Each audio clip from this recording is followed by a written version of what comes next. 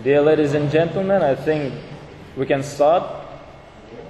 My name is Arsen Jumadilov. I'm a Chief of Staff for the Commission of the President of Ukraine on the Crimean Tatar People Affairs, Mr. Mustafa Dzhemilov. But today it's not about me, it's all about Dr. Tомас Гранта, who is sitting right next to me. He is a doctor at the University of Cambridge, Faculty of Law, and he is here today to present his new book called Aggression Against Ukraine, Territory, Responsibility and International Law. What I would like to say is just briefly a couple of words is that we in Ukraine and we in Crimea specifically would always think that Crimea and Ukraine stand out of the so-called axis, where you have Caucasus, you have Dniester region, and you have Kosovo, Balkans. We would always think that all these turmoils would pass and we will be safe. But it looks like the things did not happen the way we expected them to be. So now Crimea, not only Crimea but also Donbass, are in a situation where we have to have a very robust, very professional, international, legal view on the things that are happening there. And I'm really glad that today Kyiv Mohyla Mood Court Society and Ismail Gasparinsky Center for Crimean Studies are hosting this event. For your information, the presentation by Dr. Grant will last for around 30 minutes, and then we'll have around 30 minutes for questions and answers, and I'm pleased to give floor to Dr. Grant. Mr. Arsen Jumadilov, thank you very much for that warm introduction. I'd like to, of course, thank the Center for Crimean Studies and the Kyiv Mohyla Academy for their kind hospitality and for suggesting that we get together today for this talk. I'd like to thank Professor Sergei Petukov for his assistance as well. I understand that Professor Petukov had to leave Kyiv for official work. I'd also like to thank Andrei Malashevich, your president, the president of this academy, who I also understand was taken away on out-of-town travel. I see some people gesturing at the back of the room. Please tell me if you can all hear. Is it okay? Okay. For the video. Okay, so we're good. And I think we have pretty good acoustics, so the voice carries. So yes, again, to thank Andrei Malashevich, your president of the Mohyla Academy, for the Academy's kind hospitality. The talk today is going to be an overview of a book which is to be available in about 3 or 4 weeks. My publisher assures me that on June 17 there will be a physical object rather than just a lot of electronic correspondence and drafts and so on. So you see the information about the book.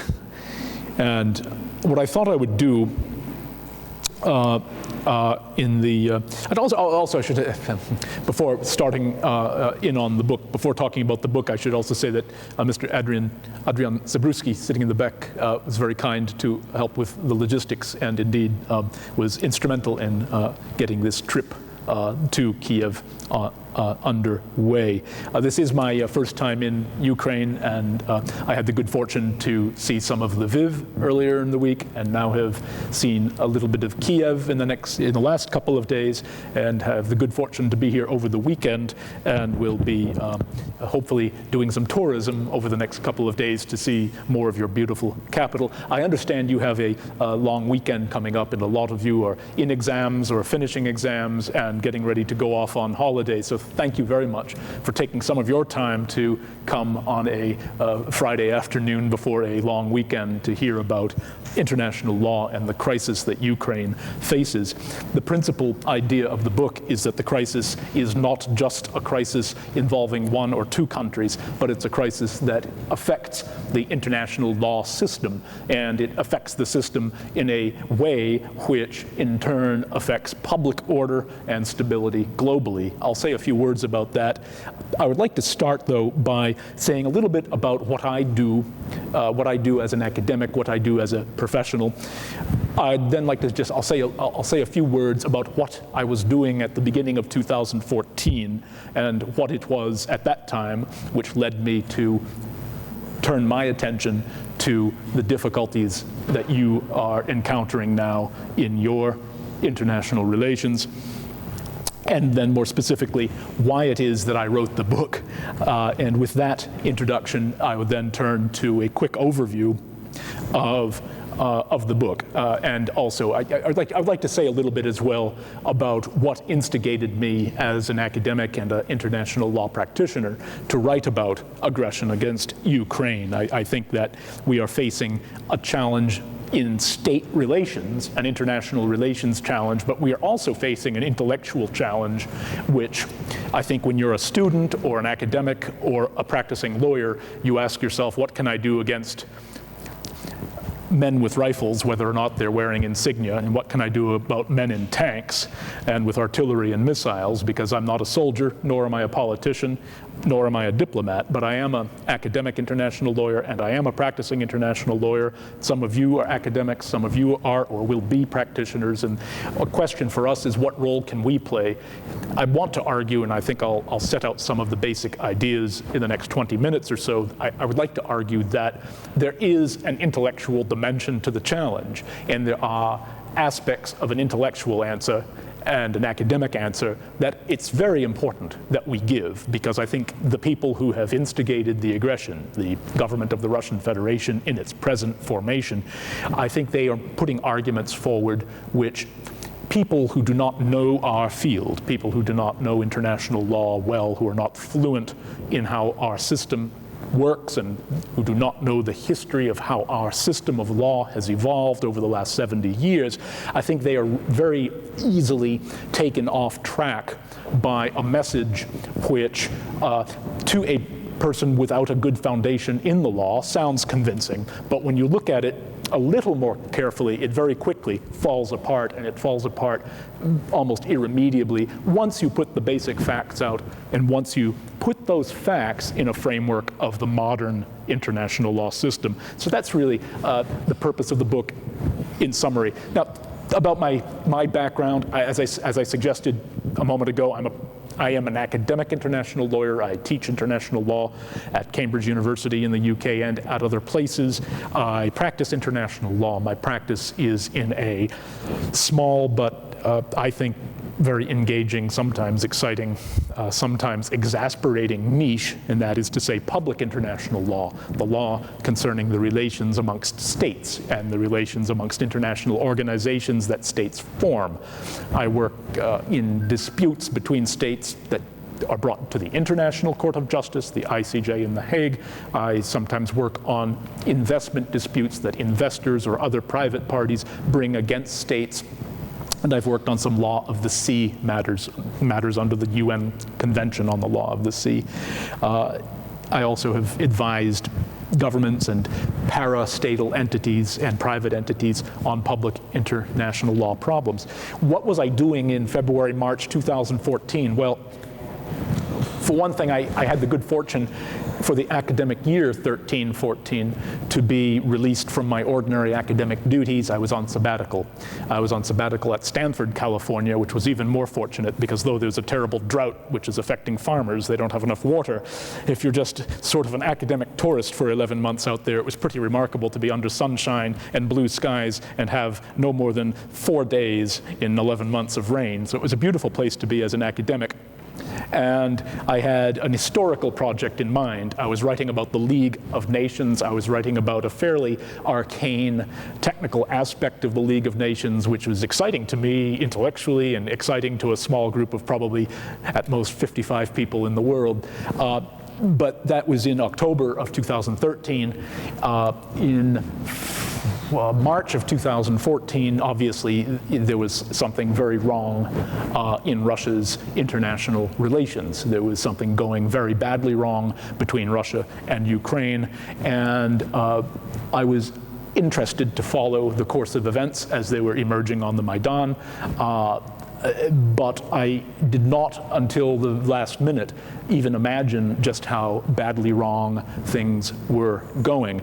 I was, that week, the week that the Russian Federation purported to annex Crimea, I was actually in the Far East on a consultation to a government, and when it happened, I was out in that part of the world, and I was utterly shocked. And I have to say, perhaps I was a bit naive. I think some people actually saw the writing on the wall. Some of your leaders, even a decade ago, were saying, look, we have to be very careful about Moscow. But I do not believe anybody took that seriously. I certainly would never have imagined that a state today, moreover a permanent member of the Security Council, that is to say one of the 5 principal trustees of international security in the world, would have breached the territorial integrity of another member state of the United Nations in such a gross and flagrant way. This is not a subtle act. This is not an act susceptible to interpretation. The Russian Federation has used force to seize your territory, and it appears now to be using force to attempt to separate more of your territory. It's such an extraordinary breach of international law that it shocked any sensible observer. And that is part of the reason really almost nobody thought that such a thing could happen under the UN Charter in the year 2014. So there I was flying back on a 12-hour flight across the Pacific, having finished the piece of work I was doing out there. I thought I was going to continue writing about the League of Nations for a few hours, have a meal, watch a movie, and get some sleep. But I couldn't get my mind off what was going on here in Ukraine. And by the end of the flight, I was convinced that at the very least something had to be written, maybe for a newspaper, maybe for an academic journal, but really within a day or two it became clear to me that more had to be said. More had to be said because the problem goes to the very heart of the system that we've built since 1945, a system predicated, a system based on a pretty simple idea, the idea that the territorial boundaries of a state, the territorial entitlement of a state is sacrosanct. If you own territory, if you have title to territory, you as a state are free to give it away. You can agree to change your boundaries. What must not happen, what the system will not tolerate, is the use of force to change a boundary against the consent of the state that holds title. It's a simple idea, and it's an idea that we finally agreed to after a half century of absolutely catastrophic struggle. The 2 world wars taught one major lesson, and that is that if you allow territorial conflicts to turn into armed conflicts, if a territorial dispute is permitted to turn into an armed dispute, there is no end to the violence. And moreover, legal certainty, legal stability has no chance of survival in a system where the divisions of territorial responsibility are open to violent change. It's not just that violent change begets more violent change, it's also that violent change makes any sort of stability and predictability in legal relations impossible. I mean, some of you are, or a lot of you I think, are law students or international law students, and one of the most important goals of law is to tell people, organizations, governments, businesses, to tell the world where we stand. Law is about creating some stability, some predictability. There is a lot in life that you cannot predict, that you cannot control. Law aims to give us some predictability, some stability. And in international relations, the most important concept is that the state is responsible for a given territory, and we've agreed that those divisions of responsibility, the divisions of responsibility for state territory, can only be changed when the states involved consent to the change. Such a simple proposition, people had come to take it for granted over the last 2 generations since World War II. So that's really what instigated the book. The book is also a response to what I began to sense were at least 3 major problems in how people in my field, international law, were reacting. I sensed cynicism amongst some international lawyers. I sensed an espousal of what international relations theorists call realism. So I saw cynicism and I saw realism. I'll say what that means in a moment. And then I saw a lot of false equivalencies. I saw a tendency to equate things that are actually not alike. So the book aims to reject false equivalencies. Kosovo is not the same as Crimea. One of the things that the Russian government today talks a lot about. Mr. Putin talked about the Kosovo advisory opinion. I do not know that any head of government or head of state in history has personally quoted an International Court of Justice advisory opinion at such length.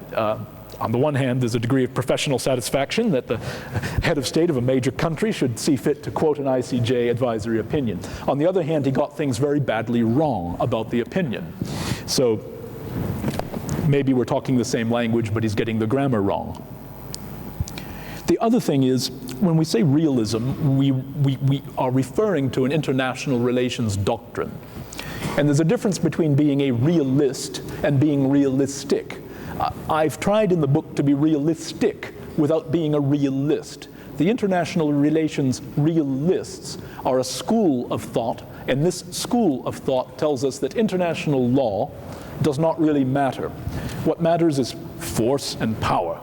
Big states do what they want. Little states have to put up with it. It's Thucydides all over again. The strong do as they will, the weak suffer as they must. And that realism has a number of flaws. It's morally very disturbing. But perhaps even worse, considering that the realists think that they have a better grasp of fact, they have a better grasp of reality than the rest of us. What's even worse is realists are not actually very realistic. I do not believe they have a firm grasp of just how important international law and the adherence to international law have become in international relations. In other words, I would posit, I would argue against the realists that if you want to be realistic, you have to admit international law into the picture. The picture that excludes international law is not just wrong, it's not merely a moral problem. Yes, morally we would like to have a world governed by law, but in fact we do have a world which in very large part is governed by international law. And why I was so shocked in March of 2014 is that the conduct of the Russian Federation is such an anomaly. It is such an abnormal exercise of state power.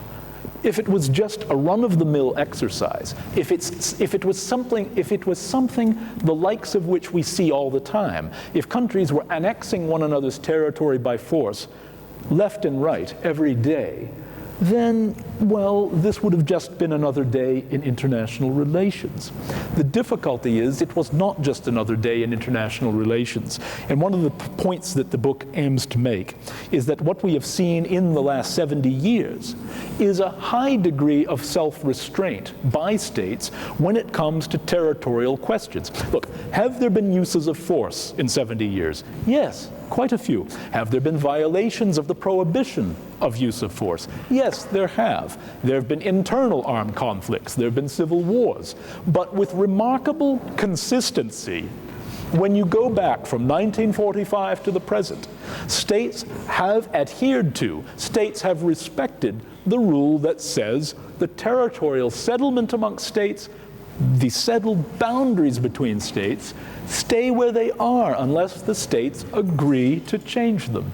And that principle, that rule, has given us a greater degree of stability, and it has helped us avoid interstate warfare of the type that we saw 1914 to 1945. And thank goodness. It's been an enormous achievement of international law to avoid a repetition of that type of war. Now, it would be better still if we got to a situation where use of force in all circumstances was regulated so that we have no more acts of violence in international relations. That is an aspiration that the system has not yet achieved, but we are moving in that direction. The aspiration that we did achieve, and the realists will deny this, but they're wrong, is that states do not use force in their international relations to reorder, to reconfigure the territorial boundaries of states. So it's trying to answer the realists that really spurred me to address the situation that Ukraine now faces. I'd like to just take a few minutes to give you a quick tour of the subject matter, the content of the book chapter by chapter. I'll make this pretty brief because I want to reserve time so we can have a real discussion. You can ask questions. I'll try to answer them. That's all. I can only promise to try to answer. The book starts by looking at the event that I said really shocked people who had thought that such a thing was impossible, namely the annexation, the purported incorporation of Crimea into the Russian Federation on March 21, 2014. Now, the Russian Federation's principal argument in respect of Crimea is to say that the right of self-determination under international law can be invoked in respect of Crimea to justify separating Crimea from Ukraine and then joining Crimea to Russia. That's really, as far as one can tell, that's the argument that Russia has most earnestly put forward. And it's an argument that Russia is applying as well in Luhansk and in Donetsk. It's an argument that the Russian Federation applies also in South Ossetia and in Abkhazia. It's an argument that says that under international law, there is a rule of self-determination. Okay, let's stop there. A rule of self-determination in international law. Yes, there is a rule of self-determination in international law. We all agree about that. What we do not have complete agreement on is exactly how that law applies in given situations. Now, I said we do not all agree about how it applies in given situations, but actually we do have a pretty broad consensus of where it does apply. It applies in respect of colonies and colonial situations, but colonial situations are governed by Chapter 11 of the UN Charter. Chapter 11 of the UN Charter concerns the colonies of Europe that existed in 1945. It's a classic example of what a mathematician would call a closed set. It's a limited list of territories agreed to constitute colonies. And the word colony has a juridical meaning under Chapter 11. Colony has a right to self-determination, and the colony may exercise that right by becoming independent. By virtue of being a colony in the juridical sense of the term, a colony can separate itself and automatically become a state. Now I say separate itself. I use that expression guardedly. I use it guardedly because under the doctrine of decolonization, the doctrine of Chapter 11 of the Charter, the colony is already juridically separate and distinct. By virtue of the juridical status of being a colony is not part of the state that governs it. India was not part of the United Kingdom. It happened to be governed by the United Kingdom, but under the UN Charter, and Britain accepted this, India was not part of Britain. So for India, the right of self-determination meant that it could raise a new flag. And the moment it decided to raise the new flag, the old flag had to come down and go home. And the same was the case for Nigeria and Fiji and Central African Republic and states since 1945 all over the world. Something like 100 of the current states emerged through that system. And it was actually a great success because the emergence of states was not always peaceful. So decolonization was a way to regulate how Europe withdrew from its old colonies.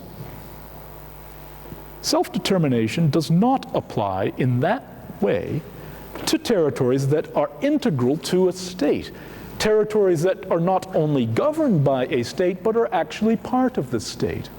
In those situations, what self-determination means is this. The state, the people of the territory, realize their right to self-determination by participating in the state.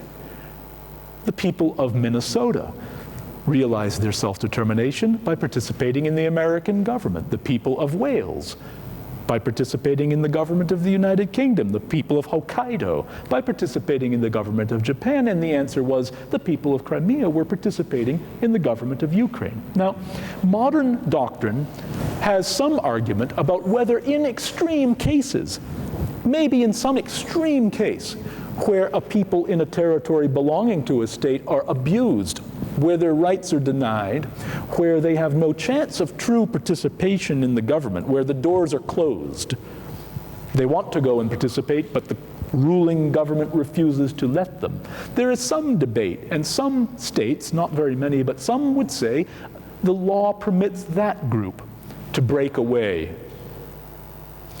But even those states who think that that's part of the law, and they are a minority, so it's probably not yet part of the law, but even those who say it is, say that, first of all, the situation faced by such a group in such a territory has to be so very extreme that the very existence of the group is now in jeopardy. It's not enough that there is a human rights problem. It's not enough that there is a serious human rights problem. It's not even enough that there's a very, very serious human rights problem. Instead, what you need to prove, what needs to exist, is an existential threat.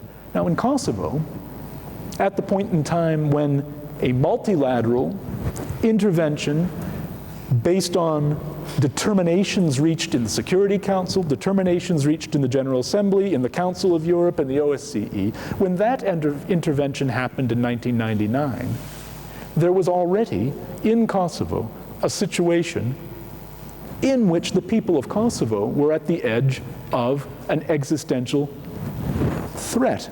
They were being expelled from their homes en masse. 2 million people were on the move. The Serbian government, through its army, was carrying out artillery barrages against civilians. This was a massive humanitarian crisis. In that situation, according to those who say that self-determination allows a group to separate, the basic factual predicates existed.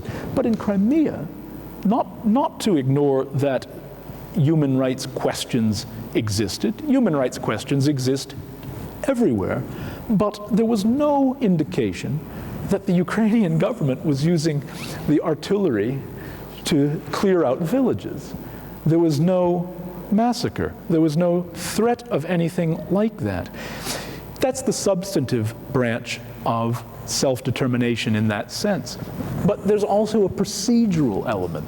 The minority, the small group of states who say, yes, even outside colonial territories, there is a right to separate, they say that you have to exhaust all other possibilities for resolution.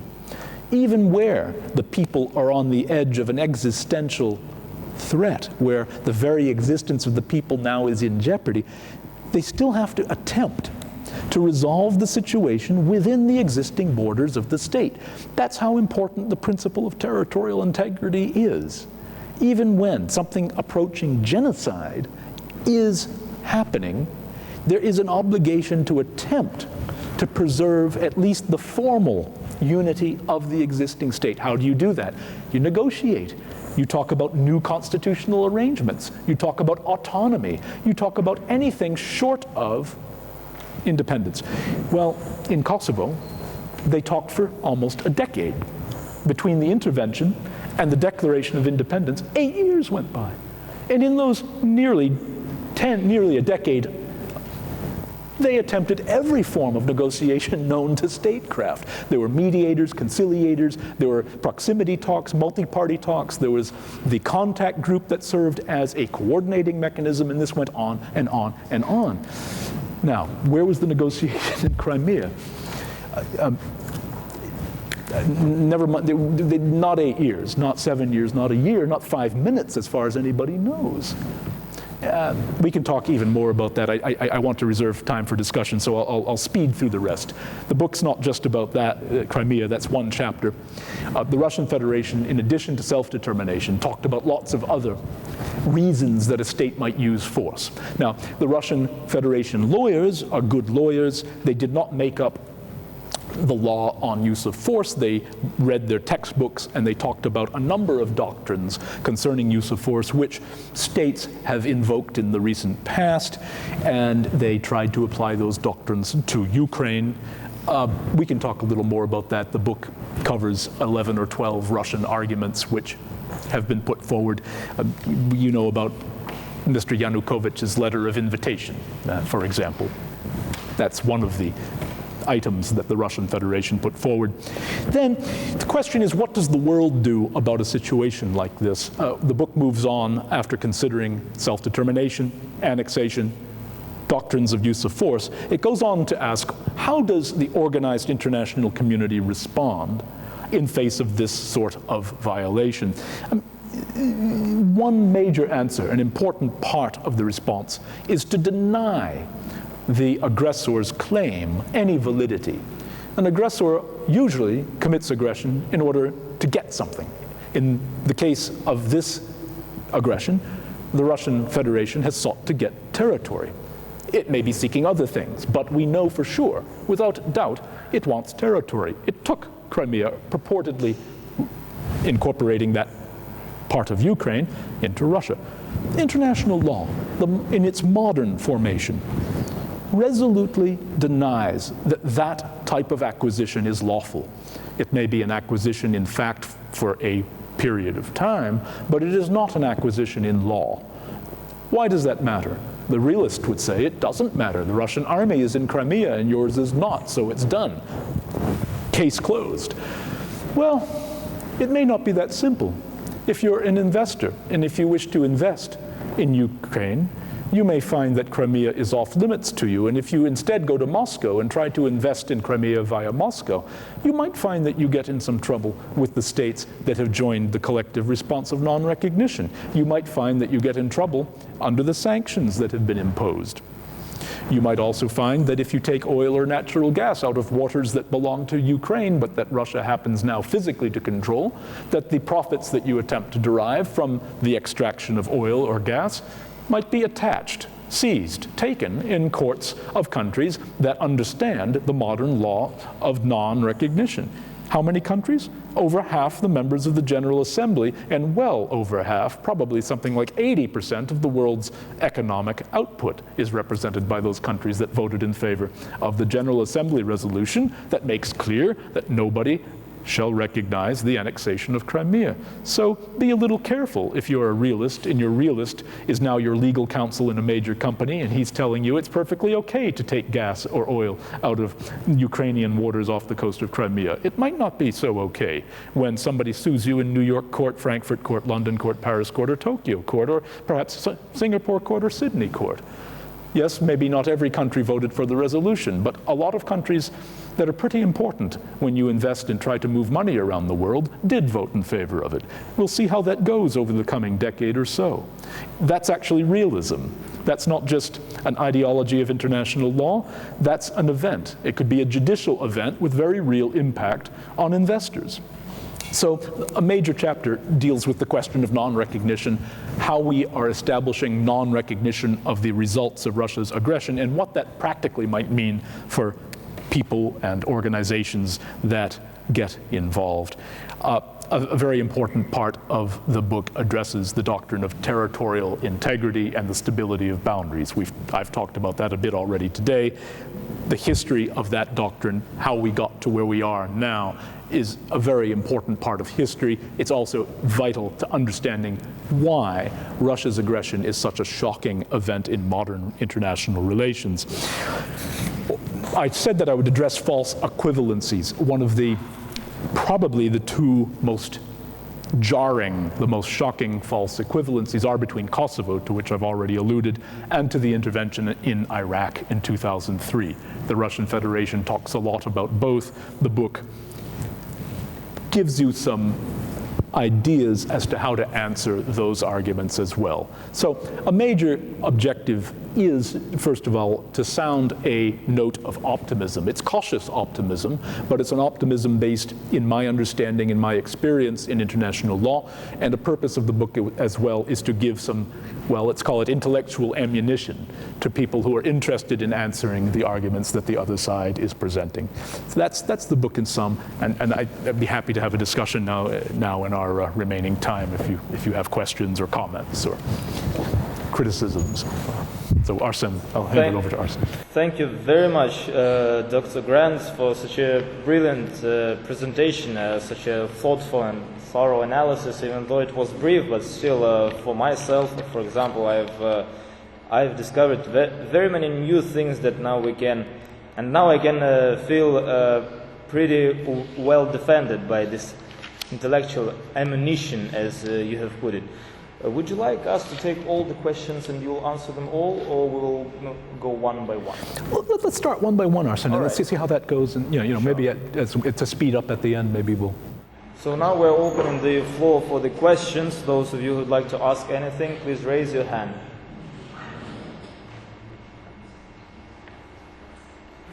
Yes. Yeah, please go ahead.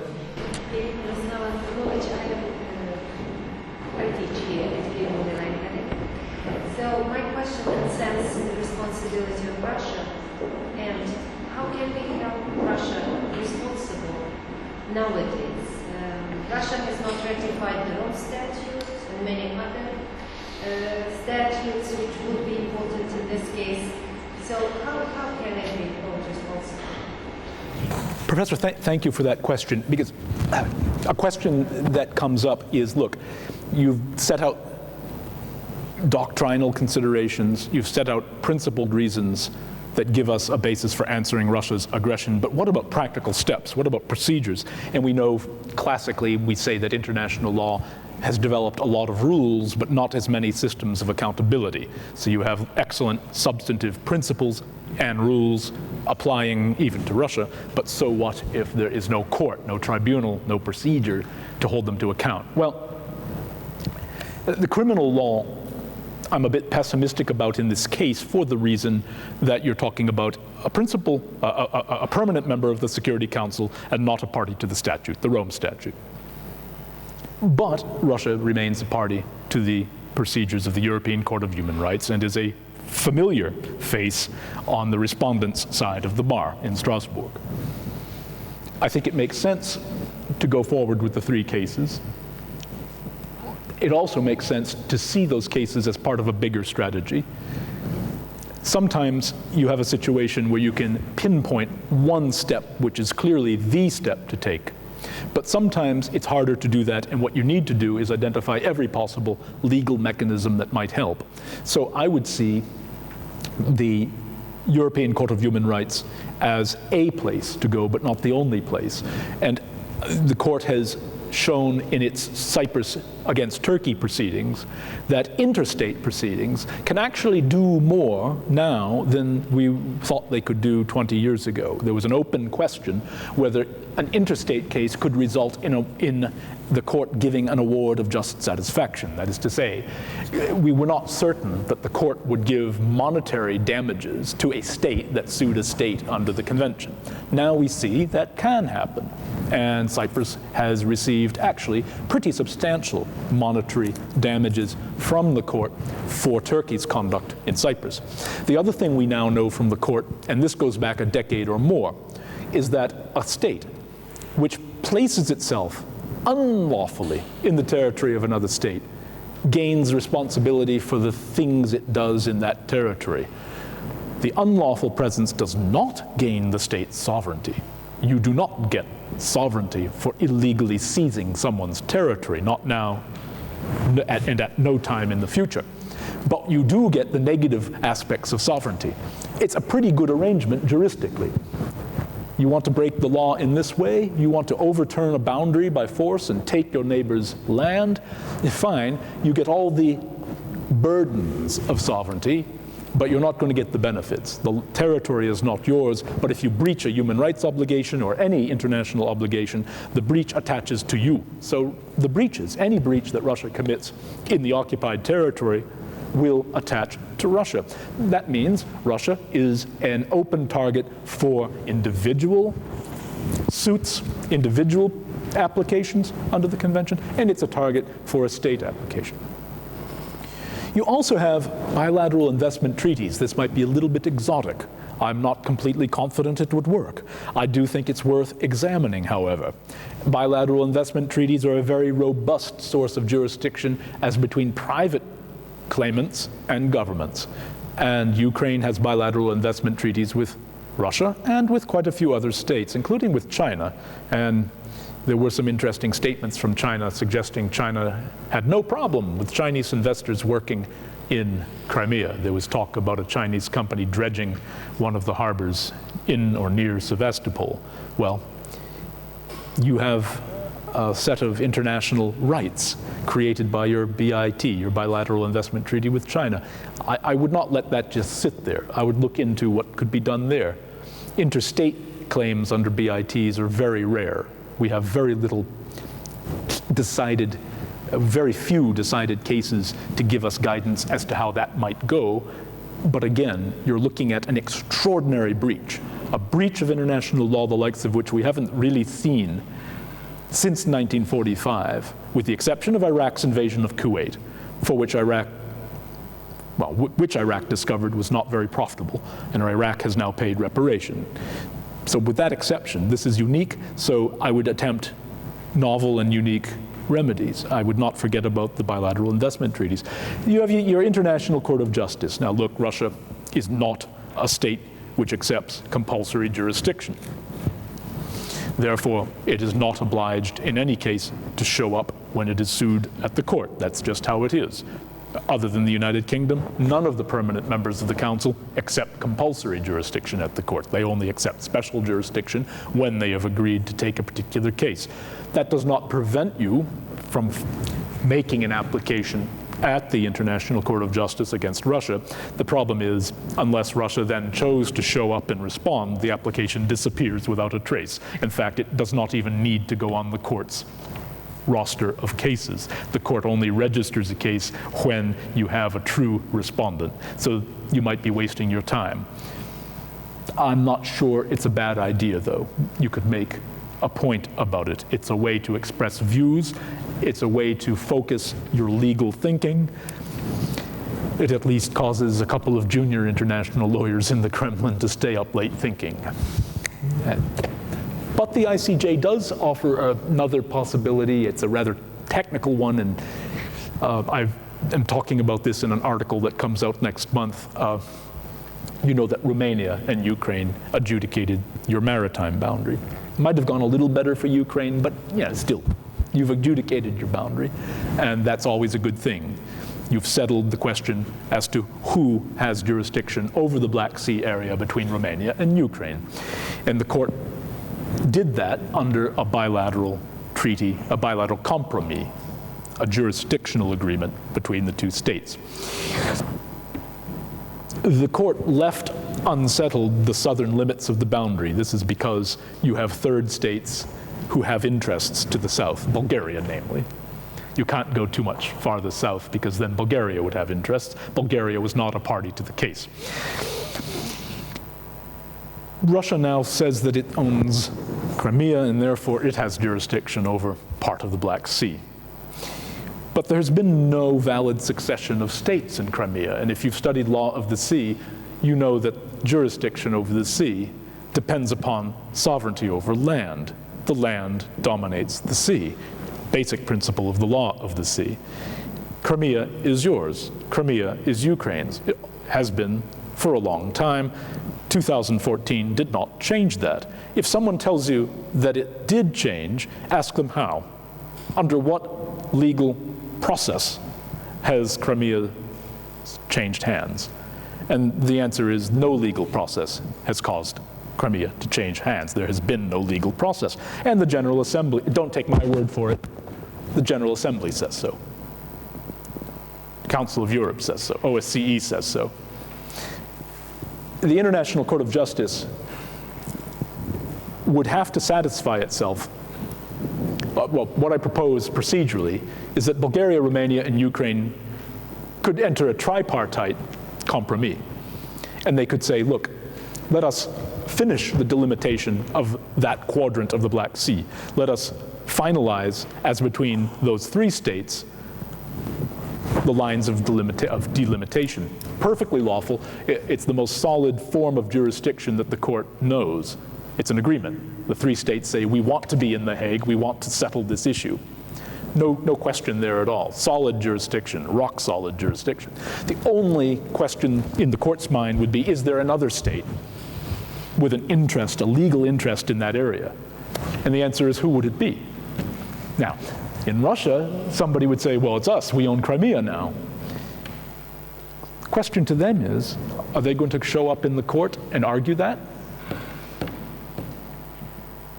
Pretty risky for them to show up in the court and argue that, because the court is a member of the United Nations system. It is the principal judicial organ of the United Nations system, and the main political body of the United Nations system has spoken in clear terms. Crimea has not changed hands, and international law speaks in clear terms. There's no way it could have changed hands. I'd say that at the very least, the court would have a major headache, but if the court was smart and followed the law, it's no headache at all, it's easy. Russia has no business being there. Now, what you would end up with, I think, is a jurisdictional decision which, by implication, reaffirms that Crimea is yours. There's no other state with an interest there. There's a strong possibility that you would get that. Now, I'm not a politician or a diplomat, so, but I know it's hard to get even two states to sign a compromis to go to the court. Getting Romania and Ukraine to do that was not easy. It took a lot of diplomatic effort. So to get Ukraine, Romania, and Bulgaria to do it is really not easy. I'm not naive about that. It's politically challenging. But if you could do that, it would be, I think, a very challenging thing to Russia. Sorry, that's a very technical discussion that probably needs some maps, because without the maps, with the maps, it's very, very easy to see. Without them, it's a little abstract. But suffice to say, well, I think we can imagine, and yeah, the answer is very clear, and thank you for that. Sorry for a very long answer to it. More questions? Yeah, please go ahead. Introduce yourself, though. Hello, I'm the Ukrainian newsmaker. My name is Marina, and I want to ask you, first of all, I want to thank you about such a topic has become the subject of academic exploration, because I think it's very important for Ukraine to make such judgments of international law expert. And I can't not to ask you about Donbass. And I want to ask you, we know that the Ukrainian government had tried to argue the world that we had Russian aggression in Donbass. Do you point of international law, such proofs of Ukrainian government are enough to prove the Russian aggression in Donbass? How do you prove that there's been aggression? That's your question. Look, the international law system contains organs of dispute settlement and organs of fact-finding at the political level. The General Assembly, for example, can make declarations about fact. But at times, the international system might appear deficient in fact-finding mechanisms. I think people sometimes exaggerate the deficiency. International organs can determine facts, and in respect of Donbass, you have some factual determinations in the Council of Europe, in the Parliamentary Assembly of the Council of Europe, the OSCE chairman in office, and at the UN. You have at the international level authoritative organs which have been quite clear about what's really going on there. Russia is involved in the so-called separatist movement. Maybe there are some true separatists. I don't know. But by and large, what is happening, the logistical support and the intelligence support coming from your neighbor in the East. Now, your neighbor in the East has many organs of communication. It has journalists, it has friends in other governments, and it has talked in a way that confuses the facts. I think it's actually easier than a lot of my colleagues think to get the facts right. And I think our international system actually is getting the facts right, but people are still cautious about how to respond in practice. A lot of governments and international organizations are coming to the right conclusion, but I think people are holding back. Obviously, you're dealing with a Security Council permanent member with a lot of weapons. And very unfortunately, the present government of Russia does not shy away from, it is not afraid to invoke what it has in terms of raw power. At no time, not even in the Cold War, especially in the Cold War, the Soviet Union didn't talk about its nuclear arsenal every time it had a dispute. They were very cautious about that. But this government in Moscow, unfortunately, talks about its nuclear weapons with a little bit too much pride and a little bit too much enthusiasm. But they know what they're doing. It makes people a little bit cautious. Okay, but the factual matter is pretty clear. And simply saying that little green men without insignia have nothing to do with Russia doesn't make it so. And NATO has seen pretty clearly what's happening. Western governments individually have seen, and the Ukrainian government knows what's happening. So I think it's important for us as academics and practitioners of law and as journalists to, yes, tell the Russian side of the story, but let's not engage in fantasy. If the Russian side of the story involves pure fabrication, well, you have to make that clear. It's fair enough to say the Kremlin says that the moon is made out of green cheese, but the current evidence is that it's an astronomical object made of something quite different.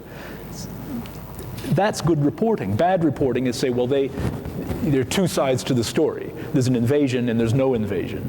Well, I think there's a journalistic duty to be a little more skeptical and to help the public get a picture that comes closer to the truth. So Donbas, has Russia committed aggression in Donbas? Yes. Yes. Look at the General Assembly definition of aggression. If you want to take a lawyer's approach, look at how the international community has treated the concept of aggression. There's the clear case, Iraq invades Kuwait and annexes it, Russia invades Crimea and annexes it, clear aggression.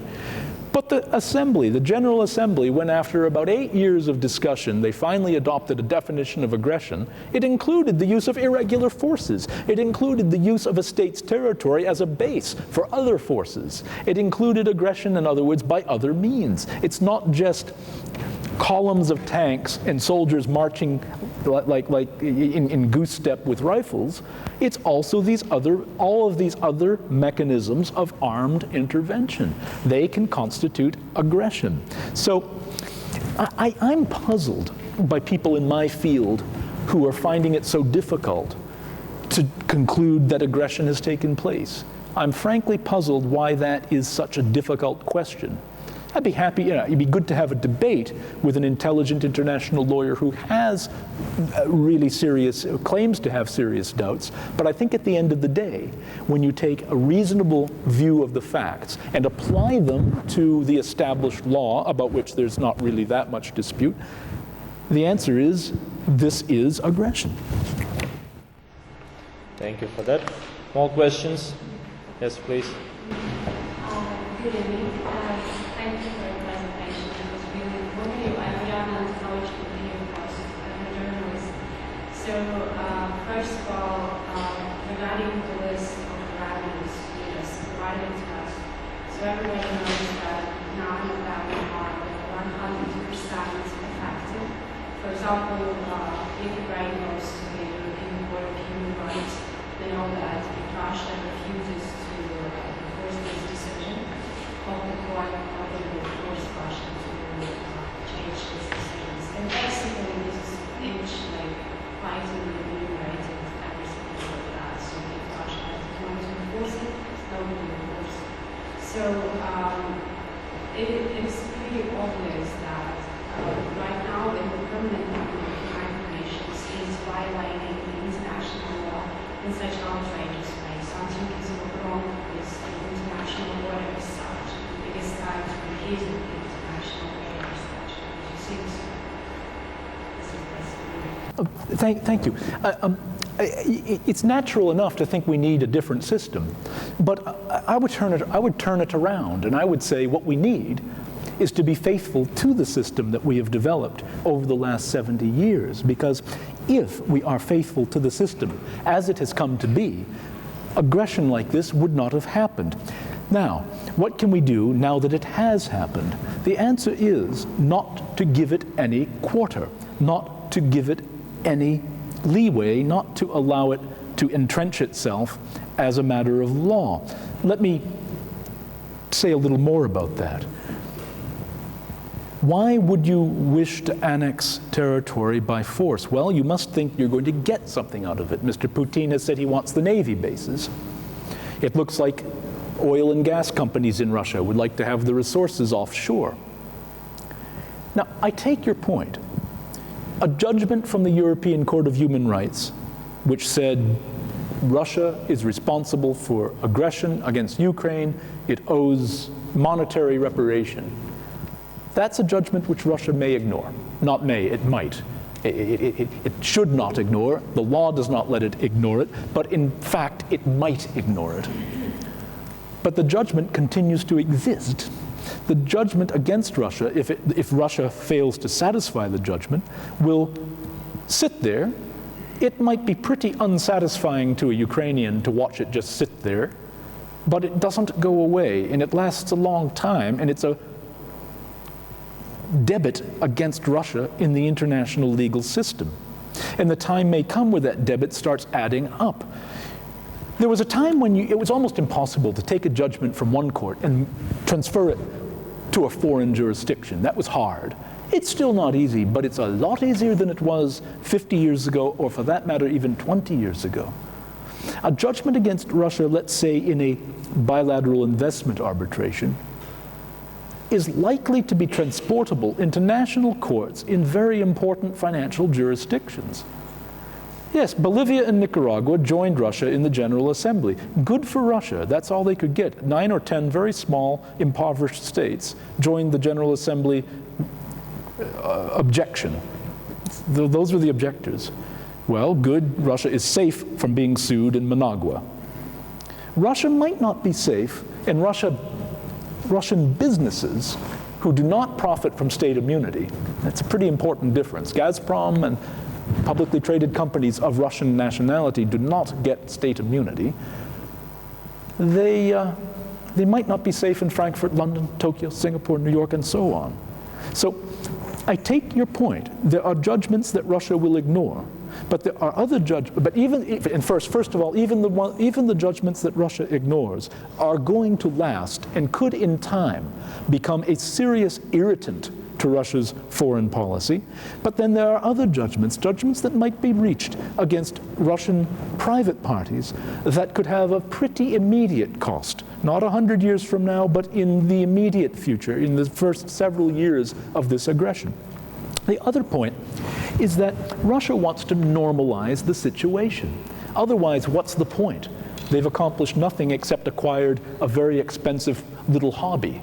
Crimea turns into a very, very costly hobby for Russia with no positive payback for Russia if we succeed in isolating the effects. The international law of non-recognition, the law that we apply to an unlawful territorial situation, like Turkish Cyprus, South Africa in Namibia, or Russia in Crimea, over time makes the situation very expensive for the occupying power. At worst, the worst case scenario is it makes the situation totally worthless for the occupying power. I agree. These adjudications and arbitrations might not impose a new added cost this year or next, but they can prevent the aggression from having any benefit. And if the aggression has no benefit, actually it does have a cost, because the aggression means keeping an army there. It means paying to keep the civil service there. It means paying the cost of isolation and diplomatic embarrassment and so on and so forth. You can prevent any profit from being derived from it. East Timor was a colony of Portugal. Indonesia invaded. Indonesia purported to annex it. 5 years later, Indonesia was laughing at the international system because nobody really did anything to stop the annexation. But there was a reasonable degree of solidarity to refuse the normalization of that annexation.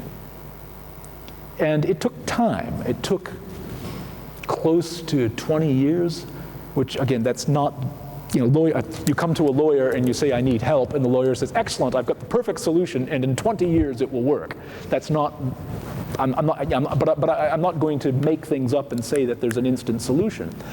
But Indonesia ended up paying a very high price for East Timor, and finally it had to give up. And it did. And now East Timor is independent, and Indonesia is back where Indonesia belongs, not in East Timor. Indonesia is a fairly powerful state. I take the point, it's not Russia. But it's a pretty big state, and there was a lot to be gained from pleasing Indonesia. It's a huge oil producer, a huge economic growth area. It's a G20 member. But in time, by keeping solidarity against the unlawful annexation, we made it pretty hard for Indonesia to get anything useful out of it, and eventually they had to say, all right, it's done. Again, not predicting this will happen tomorrow in Russia, but this is what we have to do. More questions? Well, if I can abuse the power of being a moderator, I just have a very short question. We in Ukraine, we adopted recently a few laws that they in Crimea, the occupational forces, they laughed at us, saying that whatever you adopt there in Kyiv, it does not have anything to do with what's happening in Crimea. But at your speech, you mentioned that according to the Geneva Convention, they have to comply with the Ukrainian law when they are held responsible for what they are doing on the occupied territory. So my question is, can we here in Kyiv elaborate such, difficult to be implemented laws so that we really stick them into a greater problem in Crimea? The short answer is yes, absolutely yes. The long answer is, of course, the devil is in the details. Let's look at Cyprus. The Republic of Cyprus is a recognized state, a member of the UN, guaranteed its territorial integrity in the year 1960 by the constitutional settlement that gave independence to Cyprus. Then there was a series of very serious differences between the Greek community and the Turkish community. Eventually, in the 1970s, Turkey invaded Cyprus and declared that northern Cyprus is a separate state.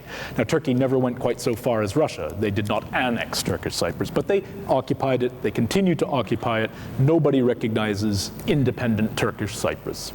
That's the law, and the law has been followed. Everybody follows it, even Russia. Turkey's the only country that recognizes northern Cyprus.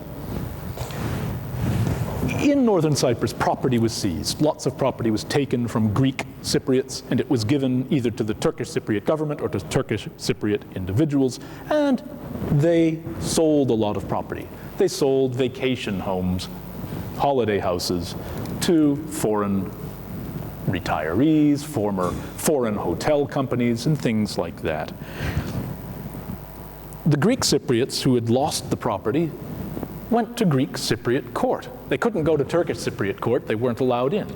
But they went to the courts of the Republic, the real courts of Cyprus. Now these courts were restricted. They were restricted to the south of Cyprus. They had no police power in northern Cyprus. They could not tell the Republic's police or the army to go into northern Cyprus because the Turkish army was sitting there with several divisions. What the Republic of Cyprus courts did do, though, is they entered judgments, and they entered judgments against these foreign investors. The foreign investors were on notice. There were Security Council resolutions, General Assembly resolutions, Council of Europe resolutions that made it clear. Northern Cyprus is Cyprus. Northern Cyprus is not Turkish Cyprus. And if you think that that property that was seized by the Turkish Cypriot government was really lawfully seized, you're wrong. Now, the realist would tell us, well, I'll be realistic. I can see the Turkish army. Look at those soldiers with rifles and look at the tanks. I'm a realist. There's no Republic of Cyprus power in northern Cyprus. All right, there are no Republic of Cyprus soldiers with rifles in northern Cyprus, true. But the Republic courts entered judgments against the foreign investors. And the foreign investors took those judgments, or I should say the Greek Cypriots took those judgments to London and Frankfurt and Amsterdam, and they went to courts around Europe and said, now we want some satisfaction. We want the awards to be settled. What award, the court asked? The courts of the Republic of Cyprus, the courts with true legal power in the north. Now, the Turkish defendants said, yeah, but they don't have real power. Oh, I'm sorry to say, they had the power that counts. They had the power of law. And a number of Western European investors have been very badly surprised. And they have paid very large money damages to the Greek Cypriot property owners, whom the Greek Cypriot courts gave those awards to. Short answer, Ukrainian courts have jurisdiction in Crimea. Ukrainian legislature has jurisdiction in Crimea. And if somebody from a third country, somebody from Singapore, wants to invest in Crimea, they'd better be careful. I would say that under the doctrine, as established in respect of Turkish Cyprus by European courts, including the Court of Human Rights, you have jurisdiction. And a judgment reached in a Kiev court in respect of property in Cyprus very well could be transported to Frankfurt or Sao Paulo or Chicago or where have you. But probably not Managua, Nicaragua, because the Nicaraguans are on Russia's side here. But I'd rather, you see the point. Yeah, got that. Well, thank you. That is very clear. But it looks like that we have no other questions because everything is very much clear. So thank you very much, Dr. Grant. It was real pleasure and honor. Thank you. Okay, thank you.